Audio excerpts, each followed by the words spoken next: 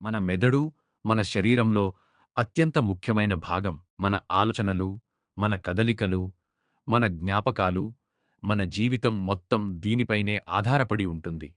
కానీ ఒక ప్రమాదం, ఒక గట్టి దెబ్బ లేదా కొన్ని మెడికల్ కండిషన్స్ వల్ల తలలో రక్తం గడ్డకట్టడం అనే ప్రమాదకరమైన పరిస్థితి ఏర్పడుతుంది. దీనిని మెడికల్ లాంగ్వేజ్‌లో blood clot in the brain అంటారు. ఇలాంటి పరిస్థితిలో మెదడులో రక్తం బయటకు రావాల్సింది బయటకు రాకుండా ఒక చోట గడ్డ కట్టిపోతుంది. ఈ గడ్డ మెదడుపై ఒత్తిడి పెంచుతుంది. మెదడు చాలా సెన్సిటివ్ ఆర్గన్ కాబట్టి ఆ ఒత్తిడి పెరిగితే మనిషికి తీవ్రమైన సమస్యలు వస్తాయి.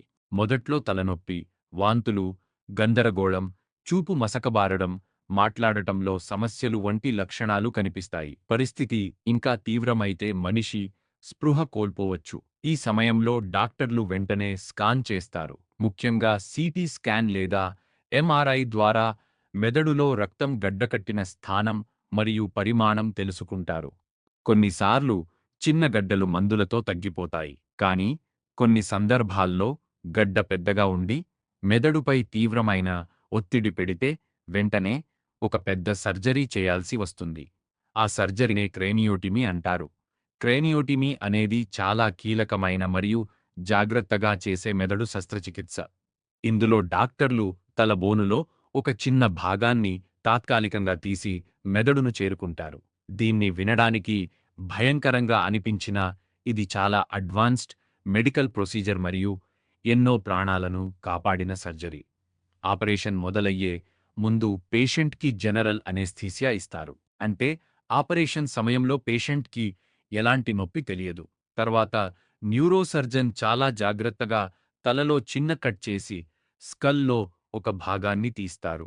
ఆ భాగాన్ని మెడికల్ లాంగ్వేజ్‌లో బోన్ ఫ్లాప్ అంటారు. స్కల్‌ని తెరిచిన తర్వాత డాక్టర్ మెదడులో గడ్డకట్టిన రక్తాన్ని గుర్తిస్తారు. ఆ బ్లడ్ క్లాట్‌ని ప్రత్యేకమైన సర్జికల్ టూల్స్‌తో జాగ్రత్తగా తొలగిస్తారు. ఎందుకంటే మెదడు చాలా డెలికేట్ ఆర్గన్ కాబట్టి చిన్న తప్పు కూడా ప్రమాదకరం అవుతుంది. గడ్డ తొలగించిన తర్వాత మెదడుపై ఉన్న ఒత్తిడి తగ్గిపోతుంది.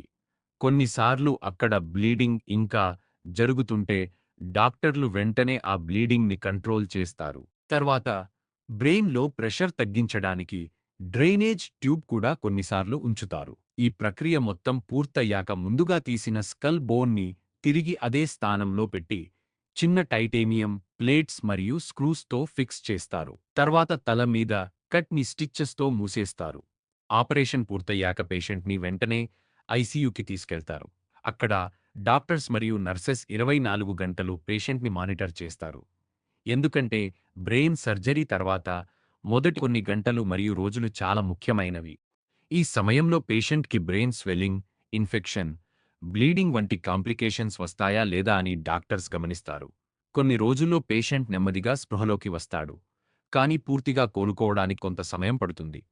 కొందరికి ఫిజియోథెరపీ, స్పీచ్ థెరపీ లేదా రిహాబిలిటేషన్ కూడా అవసరం అవుతుంది.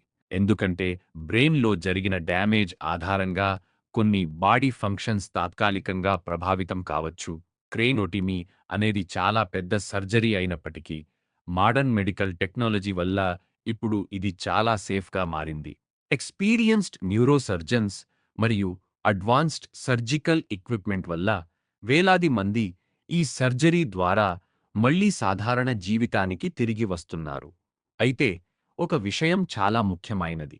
తలకు గట్టి దెబ్బ తగిలిన తర్వాత తలనొప్పి, వాంతులు, నిద్రపోవడం, గందరగోళం వంటి లక్షణాలు కనిపిస్తే వాటిని ఎప్పుడూ నిర్లక్ష్యం చేయకూడదు.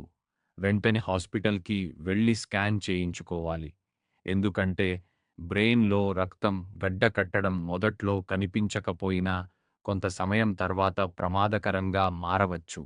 మన మెదడు మన జీవితం యొక్క కమాండ్ సెంటర్. కాబట్టి దానిని రక్షించడం మన బాధ్యత.